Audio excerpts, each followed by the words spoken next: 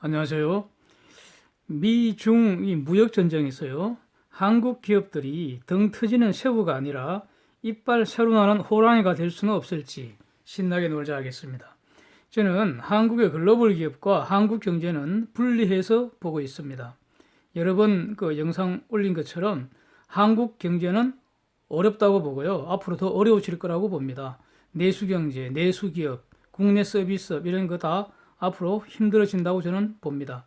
오늘 이 주제는 한국의 글로벌 기업들이 이 위기를 기회로 바꿀 수 있고 또 그렇게 할 것이라는 점에 집중하려고 합니다. 현재 이 위기의 원인은 한국 기업들이 중공과 많이 얽혀 있다. 즉, 차이콤 리스크에 많이 노출되었다. 이것이죠. 구체적으로는 우리는 중공의 중간재를 수출해서 완제품 가공해서 미국으로 수출하는데 미국이 관세를 때리니까 중공 수출 감소하고 그래서 우리 중간재 수출 감소하고 이렇게 악순환 된다는 거죠. 또 관세 전쟁으로 세계 무역이 줄어들면 수출 주도형인 우리 기업들의 수출도 줄어들 것이다. 뭐 이런 우려입니다. 먼저 정리할 것은요. 현재의 중공 시장은 어떤 것인가? 여기에 차이콤 리스크 진앙지입니다.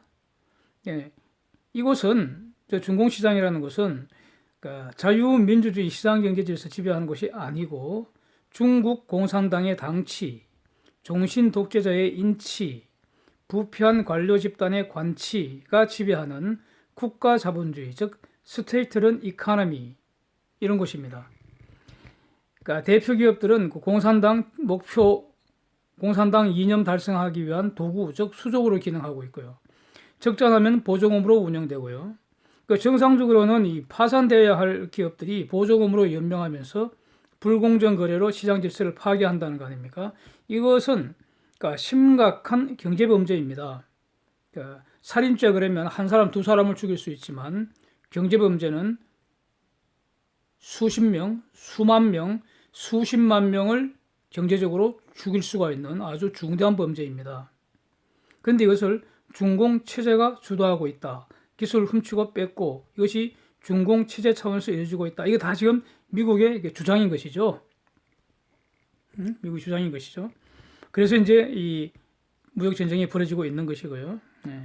결국 미국이 주도하는 이 무역전쟁의 목표는 이러한 중공시장에서 당치, 인치, 관치 없애고 실질적 법치, 자유민주주의 시장경제 질서 작동하는 그런 시장으로 개방시킨다. 뭐 이것으로 저는 이해를 하고 있습니다. 그래서 보조금 없애는 거 중요하고요. 어저께 오늘도 신나게 놀자 시간에 전한 것처럼 미국은 이 중공의 보조금 문제 해결을 하기 위해서 WTO 개정 작업을 일본, EU 등과 공동으로 하고 있다. 이런 겁니다. 그래서 만약 중공시장에서 보조금 없애고 당치, 인치, 관치 없애고 법치가 이루어진다면 이것이 바로 중공 해체의 중요한 진전이 된다는 겁니다. 중공이 해체되려면은 좀 전에 말씀드린 이런 것들은 최소한 이루어져야 된다는 것이죠. 그래서 이거 되면 좋은 거 아닙니까? 사실 엄청난 호재죠. 이렇게 되면 거대한 어떤 중국 시장이 실질적으로 기회가 되는 것이죠. 그런데 이것은 먼 장래 상당히 오랜 시간 전쟁을 겪은 후에 쟁취할 목표라는 거죠. 자, 미국의 수단, 그러니까 미국의 위와 같은 이런 목표를 달성하기 위한 수단으로 관세 장벽으로 둘러싸버리고요. 이를 뚫고 나오는 메이드 인 차이나는 관세 폭탄으로 저격해버리고요. 관세 장벽 허물려고 이제 막 중공이 꼼수질을 할 테니까 관세 장벽 허물지 못하도록 통화보조금의 상계관세라는 이 첨단 신무기까지 지금 준비하고 있습니다. 그래서 공산당 수족인 기업들은 개별로 저격해버리고요. 여기서 기술 맞고 거래 맞고 이렇게 하는 거 아닙니까? 이러한 상황 분석에서 위기를 기회로 바꾼 생각을 하고 또 전략을 실천해야 할 거다. 이렇게 이제 보는 겁니다. 이제 한번 보겠습니다. 본격적으로. 논의 전제는요. 한국 기업들은 미국이 주도하는 질서 속에서 정말 놀라운 성공을 거두었고요. 현재 이런 글로벌 가치 사슬에서 일정한 지분을 차지하고 있습니다. 그 지분이라는 것이 세계 10위권의 경제 강국이라는 겁니다. 그래서 우리는 미국이 중공에 대해 새로운 질서, 새로운 판을 짜는 것에 동참하면 된다고 봅니다. 지금은 구판을 즐기며 신나게 놀다가요. 주는 떡 먹고 힘을 기르는 겁니다. 구체적 사례들부터 먼저 보고요. 그 다음에 일반적 사례를 검토를 하는 이런 순서를 취합니다. 구체적으로 화웨이. 원래는 살겠죠. 과연 1년 후에 살아있을까요? 이 영상을 준비하면서 나온 최근 보도는 지금 미국 정부에 대해서 미국 법원에다가 이제 소송을 제기했다는 겁니다. 트럼프의 그 행정명령이 자신들의 권리를 침해했다는 겁니다. 예. 이 뭐 소송하고 하는 것은 거기에 대응하는 그 방안은 이미 지난주에 한번 말씀을 드린 것 같습니다. 뭐 여기서는 쟁점이 아니니까 논하지 않겠습니다. 그러니까 장래 운명이 매우 불확실한 것이 팩트입니다. 이거는 누구도 부정 못합니다. 지금 독자 생존한다고 이제 지금 열심히 하고 있습니다. 예, 그러겠죠. 그러나 여전히 불확실합니다.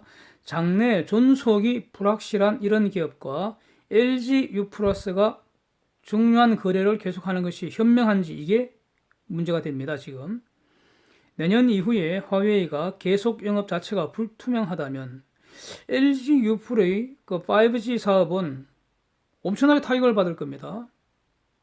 그래서 지금이라도 정리하는 것이 손실을 최소화하는 거 아닌가 저는 이렇게 생각을 합니다. 이것은요, 미국의 화웨이 아웃에 힘을 모으자는 이 요청에 응할지 이런 거하고는 완전히 별개의 독자적인 판단 스스로 해야 된다는 겁니다.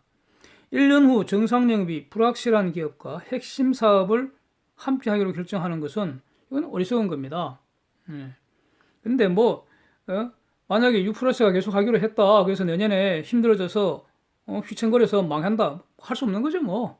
예? U+ 망한다고 해서 한국의 5G 사업이 잠시 지장이 있겠죠, 뭐. 대세 지장이 있겠습니까? U+는 망해도 다른 기업이 인수하겠죠, 뭐. 예. 그래서 어쨌든 U+가 냉정하게 잘 판단하려고 이제 생각을 합니다. 그런데요, 삼성전자나 하이닉스가 부품을 화웨이에 계속 공급하는 거, 이거는 성질이 다르다고 봅니다. 여기는요, 우리가 낸 이곳은 한국이고, 미국법이 직접 적용되는 건 아니잖아요. 그래서 핵심 원천 기술과 그 부품을 공급하는 미국 기업들이 화웨이에 대해서 결정적 변수이지, 우리는 사실은 결정적 변수가 아니잖아요. 그러니까 우리라는 것은 삼성전자, 하이닉스 의미합니다. 그래서 삼성이나 하이닉스가 화웨이에 팔 수 있을 때까지 계속 파는 게 옳다고 저는 생각합니다. 예. 지금 며칠 전부터 언론에 계속 화웨이가 와서 부품 공급해달라 뭐 부탁하고 다닌다든가, 예? 미국이 직접 요청을 했다든가 이런 여러 가지 보도들이 지금 난무하고 있는데, 그러니까 U+는 지금 사업을 정리하는 것이 옳은 것 같고요. 왜냐하면 내년에 불투명하니까, 내년에 화웨이가 망해버리면 U+는 치명상을 입을 수 있기에 지금이라도 정리하는 것이 현명하다 이렇게 보지만, 삼성전자나 하이닉스는 부품 파는 거니까 계속 파는 거죠. 뭐 그게 낫지 않습니까? 그래서 그러니까 삼성이나 하이닉스는 화웨이에게 팔 수 있을 때까지 계속 파는 것이 옳다고 봅니다. 가령 우리가 메모리 팔아도요, 미국이 CPU나 이런 OS 공급을 안 하면 우리가 판 메모리도 활용을 못 하잖아요. 그래서 우리는 화웨이가 사주겠다고 발주하는 만큼 다 파는 것이죠. 동시에 화웨이를 대체하는 수요처를 발굴하는 데 아마 집중하리라고 생각합니다. 즉 삼성전자나 하이닉스 같은 경우는요, 먼저 나서서 노골적으로 미국 요구에 충족하게 따를 필요는 저는 없다고 봅니다. 예. 그러나 결국 화웨이는 서서히 죽을 것이기에 스스로 주문을 줄일 수밖에 없을 거다, 저는 이렇게 보는 겁니다. 즉 우리가 안 파는 것이 아니라 화웨이가 못 사는 것이죠. 왜요? 미국 등에서 필수 부품을 확보 못하고 자체 개발 부품이 한계로 시장에서 수요가 줄어드니까 못 사는 것이죠. 화웨이는요, 미국 주장에 의하면은 처음부터 기술을 훔치고 강탈하고 이런데 능숙하다는 거 아닙니까?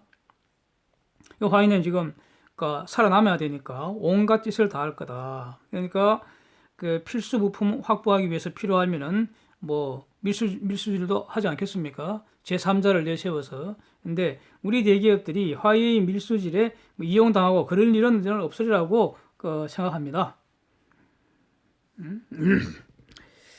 자, 뭐 북공 석탄 밀수질에 동원되거나 북한의 기름 불법 환적질에 한국의 덩신 같은 공기업들이 지금 연루되어 있다는 거 아닙니까? 이렇게 지금 조사가 진행 중인 거 아닙니까? 뭐 일정 부분 확인이 되기도 하고요. 그래서 이런 덩신들 같은 공기업들하고는 민간 글로벌 대기업들은 완전히 차원이 다르죠. 이용당하지는 않으리라고 저는 봅니다. 예.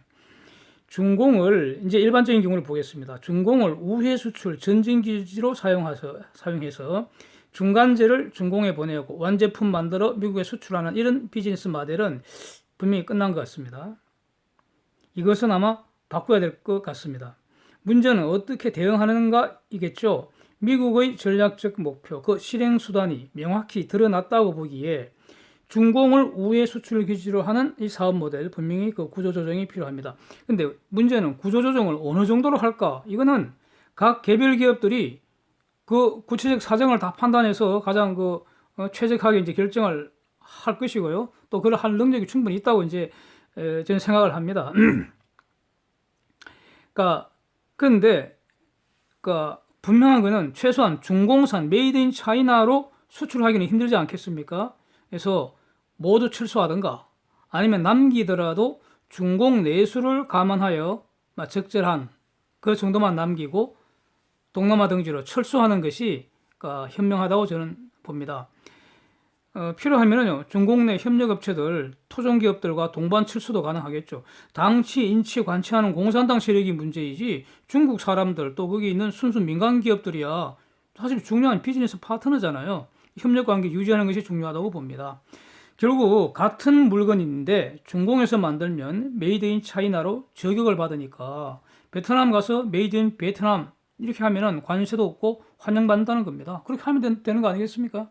이사 비용이야 처음에 좀 들겠죠. 네. 이런 뉴스 아주 재미있는 뉴스가 나왔습니다. 말레이시아 미중 무역전쟁 반사 이익으로 GDP가 최소 0.1%포인트 올랐다는 이런 보도가 조금 전에 나왔습니다. 이러한 보도 앞으로 이어지지 않겠습니까? 조금 전에 베트남 경제 지표도 제가 확인을 했는데 다들 지금 예상보다 좋은 걸로 나오고 있습니다. 베트남 경제 지표. 그래서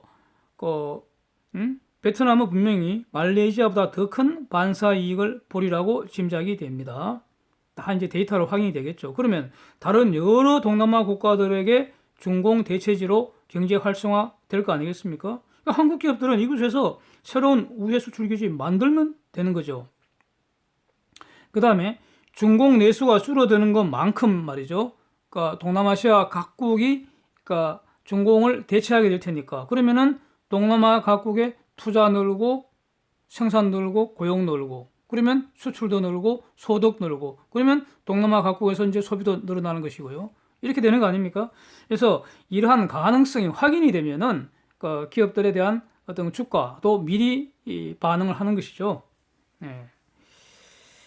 그래서 사실 한국도 말이죠.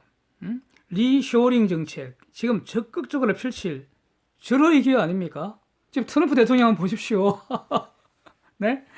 롯데가 중국에서 그렇게 험한 꼴 당하고 쫓겨났는데 결국 미국에 이렇게 투자를 하니까 트럼프 대통령이 오벌 오피스에 초대를 해갖고 그렇게 격전하게 환대를 하는 사진 제가 여러 번 올렸는데 지금 트럼프 같으면은 미국을 떠난 제조업 기업들이 미국으로 돌아올 수 있도록 하기 위해서 저렇게 애를 쓰고 있습니다. 근데 한국은 지금 뭘 하는지 모르겠습니다. 전혀 움직임이 없습니다.